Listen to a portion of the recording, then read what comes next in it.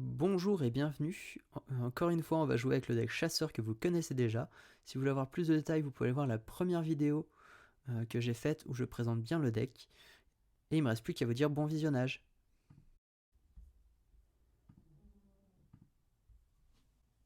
Et c'est parti pour le match avec ce deck.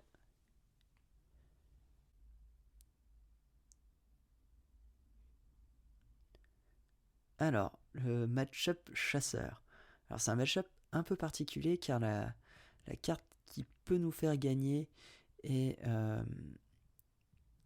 la quête qui invoque les 2-1 qui, quand elle meurt, bah voilà, renfort toxique. Et la carte renfort toxique. En fait, à partir du moment où on a renfort toxique, on est quasiment sûr de gagner et vaut mieux presque la jouer tout de suite avant que de jouer l'autre quête en fait. Parce que quand elles sont en jeu, c'est un peu plus chiant de s'en débarrasser, mais quand on s'en débarrasse, on se prend pas mal de points de vie, ce qui est hyper intéressant. Et moi, je préfère jouer cette carte directement au premier tour. Surtout contre le chasseur. Et c'est une carte qui est presque essentielle, qui nous fait gagner presque à 100%. Et le premier qui termine cette quête en général a gagné. Donc lui, tour classique pour lui, très bien, hein, pas de souci. Là, sur le second tour, on va infliger des dégâts, on va attendre, parce qu'on va plutôt chercher à optimiser les dégâts tout en optimisant la dépense de cristal.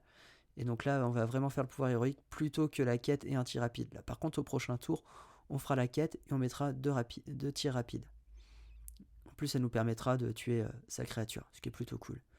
Et là, vaut mieux la détruire parce que si jamais il a un tir renforcé, si je me trompe pas, la carte qui inflige 3 blessures et 5 si jamais on contrôle une bête, donc vaut mieux lui détruire sa carte.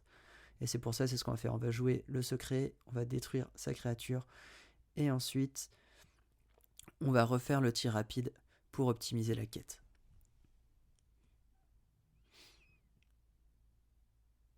Ah, l'avantage maintenant, c'est qu'on peut toucher les créatures, mais en fait, on s'en fout, c'est un chasseur en face, il en aura pas beaucoup.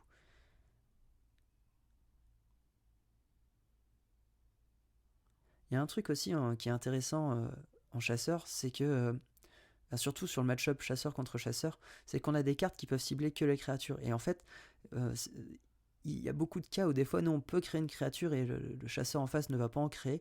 Donc, ce qui peut être intéressant, c'est de détruire sa propre créature. Et si c'est un bon chasseur, c'est peut-être ce qu'il va faire juste là. Plutôt que de nous laisser la possibilité d'utiliser nos sorts pour détruire sa créature. Non, malheureusement, après, il avait peut-être pas de carte. Hein.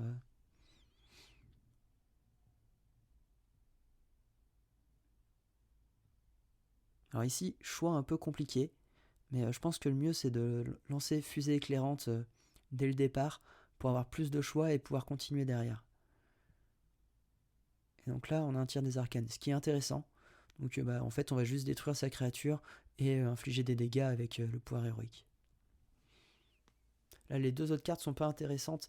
Le visé est très intéressant quand on a le pouvoir héroïque qui coûte 0. Et l'ordre du tuer est vraiment intéressant quand on a une bête en jeu, mais là, ce n'est pas le cas. Ce qui est un peu plus chiant. Bon, là maintenant, il a joué sa quête.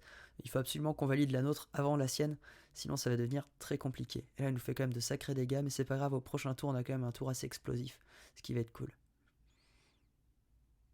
Ah, c'est dommage. Vous voyez, tu vois, là, vous voyez sur cette carte, on peut pas du tout la jouer, ce qui est assez dommage. Par contre, là, du coup, on a quand même fait des gros dégâts et on va espérer qu'au prochain tour, on puisse le tuer assez facilement, ce qui sera assez cool. Donc là, on a activé la quête, ce qui fait qu'on a quand même 6 de dégâts. Par contre, s'il a un tir puissant, c'est un peu chiant parce qu'on n'a pas l'étal au prochain tour. Là, on a l'étal au prochain tour. On a les 6 de dégâts, notre pouvoir héroïque, et les 6 de dégâts en les tuant avec tir puissant.